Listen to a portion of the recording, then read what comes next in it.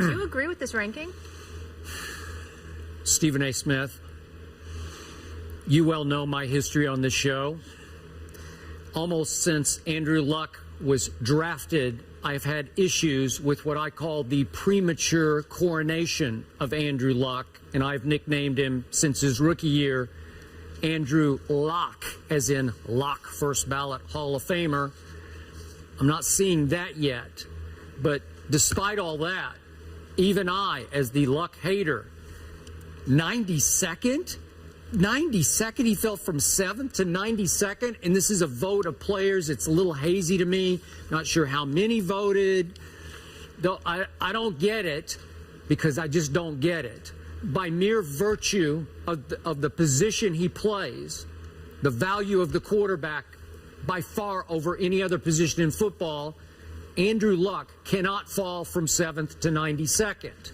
Now, just to keep this in perspective, my hate in perspective, which is just pure objectivity, I'm going to repeat it again at the risk of another 15-yard penalty for piling on poor Andrew Luck, who obviously got hurt last year, lacerated kidney. I hope he comes back 1,000%. But his rookie year, he was second in total turnovers to Mark Sanchez, really? Mr. Butt Fumble, second in total turnovers to him. His third year, he was second in NFL total turnovers to your favorite target on the show, Jay Cutler. Last year, number 1 in the NFL in turnovers per game was Andrew Luck. He only played 7 of them before he got hurt and beat up.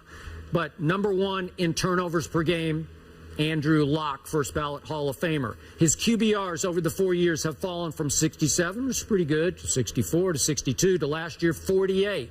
Not very good. He is regressing. So I think I've been right about this, to have some doubt about an obviously potentially great player who has not been great. He's been a turnover machine since the day he stepped on an NFL field. I don't really get it. But Stephen A., even though his overall record, including the playoffs, is 38-23, I also think he has benefited greatly from the division he has been able to play against. Because against his division, that AFC South, he is 17-2. He lost 2 games against his division his rookie year. That was opening day at home against Jacksonville, which was a huge upset. And then that year he also lost at Houston. Since then, he's won 14 straight games against a division that I think, by any measure, by any opinion, I think it's getting better. I think Jacksonville's gotten a lot better. Oh, yeah. Maybe Tennessee's gotten a little better. Houston looks like it should get quite a bit better, you think, with Brock Osweiler. So all of a sudden, as Andrew Luck gets back next year, his competition, 2 games against each of those teams each year, is going to ratchet up quickly. So I say good luck to Andrew Luck, but I do not think he's the 92nd ranked player in the NFL. Your thoughts? Well, it's nice to see you exercise some level of objectivity in that regard. I'm always objective it is about a miracle. Andrew Luck. Miracles do happen. Yeah. Miracles absolutely do happen, and clearly that's what's taking place today. And I love how you try to fix the narrative. We saw Andrew Luck, Hall of Fame, when everybody's talking about what he's going to be at the end of 15 to 20 years, where you're judging him by year 2, because the ultimate contrarian that you are, let's make sure that we put out there that I was first to say, because RG3 should have gone ahead of him, and blah, blah, blah, blah, blah. Oh, stop it. Here's the reality of the situation. In the end, Andrew Luck definitely did not have an impressive year last year. The kidney, the abdominal issues, we all know that. Plus, he was turning the ball over even before that, no question. Let's also keep in mind, Skip, you got new receivers. You still have T.Y. Hilton, but you got Andre Johnson. You have Frank Gore in the backfield. You got Pep Hamilton that's out there coming into this year. There's 6 new coordinators, or 6 new folks that will be working under Chuck Pagano. After Chuck Pagano and Grigson put their heads together and mended fences with whatever was going on. So let's take that into consideration, Skip. You're talking about 6 new assistant coaches that's going to be on the team this year, which means that they weren't really that great last year. Pep Hamilton was gone, fired prematurely and unfairly, according to both you and I. Yep. Just 8 games into the season, when they were 3-5, and their offense was ranked 16th in the NFL. So you got Pep Hamilton, you got 6 additional assistant coaches who are now out because you got a new breed of individuals. And in order for Grigson and Pagano to remain in Indianapolis, they had to put their heads together, along with, just the paragon of virtue that is Jim Irsay. Okay, so these are all the conditions that Andrew Luck has had to work under. Irsay, down to Grigson, to Pagano, to the assistant coaches. Seems like, if not dysfunctionality, certainly friction was taking place all around him. Combine that with his health issues, and it's entirely plausible why he would have the problems that he had last year.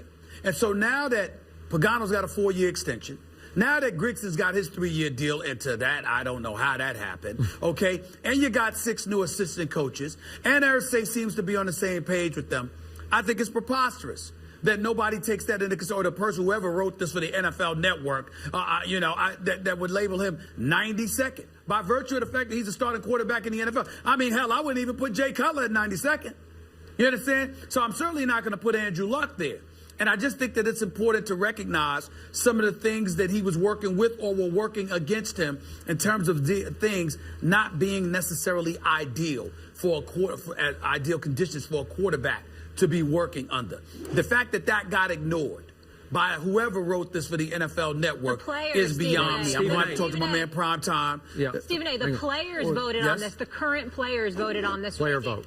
It was all players. Well, they should be ashamed of themselves. They should be ashamed of themselves. They should be ashamed of themselves. I'm going to say it out loud and proud. Yeah. They should be ashamed of themselves. You understand? Because it makes no sense whatsoever why they would elect to do that. And obviously they play the game, so they know more than you or I. But I'm wondering about their level of objectivity, because this guy comes into the league as the #1 overall pick, goes to the playoffs his first 3 years, advances each year before regressing last year. And somehow, some way, players are going to label him 92nd? In what world? In what world? Yeah, and it's ridiculous. Think of this, Stephen A. Talk about devaluing the quarterback position. So now we know number 100 through number, 91? Is that how it works? And then they go. Okay, so we know that Derek Carr was ranked 100th and Luck 92nd. Those are the 2 quarterbacks there. We also know that only 15 quarterbacks made the top 100. So my question to you is, wait a second.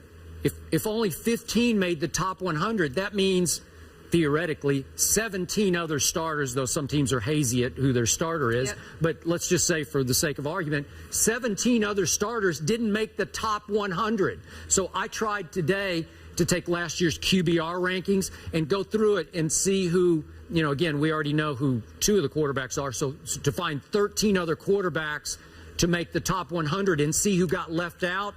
And I don't have time to go through it for you, but just trust me, a lot of big names are going to get left out where you're going to say, he didn't make the top 100. I'm with you on Jay Cutler. Jay Cutler is at least in the 90s or the 80s. He's a quarterback. He's too valuable. Jay Cutler was good enough last year to be farther. Just by virtue of his position, you cannot devalue the quarterbacks in these rankings. Well, the other thing that we have to point out here is that it says the top 100 players of 2016. That means the season to come. If you said the top 100 players of 2015, looking back, then you could make a legitimate argument that Andrew Luck didn't even deserve to be in the top 100 because of how awful he looked, because of the injuries and things of that nature. All right. But when you say top 100 in 2016, looking ahead, you're talking about potential. And how in God's name can you come up with 91 players in the NFL that has more potential than Andrew Luck?